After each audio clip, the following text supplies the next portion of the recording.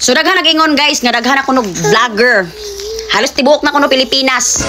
Nganong di mag-vlog guys? Nga naay makita dinhi sa kuan. Pag vlog-vlog na to. Balag mura na tagbuang dire. Mag-vlog gihapon tano. Kay kaning trabaho aday, dili na ka pangayuan og kanang diploma, no? Dili na sila mangayo og kanang work experience. Basta baga lang karnahong makakwarta ka. Dili lang in taon 450 ang imong sweldo. Dili lang in taon kanang 10,000 ang sweldo nimo kada buwan.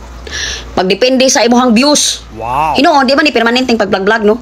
Pero nabasa na itaas ba yung standard ni mga kuan din ni kaning mga tao din. Ilang standard mangita sila work experience nga fresh pang graduate. Unsa man in taon ang ilang na experience nga fresh pa man silang graduate. Mana uban natanggong humana sila eskwela ni graduate ng college wa pa nakatrabaho sa ilahang kurso nga gikuha. Kay ngano mangita man sila work experience. Di ba? Mao ganing mga apply sa trabaho kay aron na nahi experience. Wala na tanggong.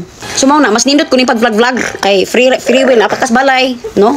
Multitasking pa ka. Napakay ana. So mao na. Unya hinuon pod. Bisente man hinuon ni trabaho. Unless kung nagpakaawaw ka diha nangihi ka das dapling para lang i-vlog. Ay, Ginoo ko Lord. Nanana po masukuan ni karon.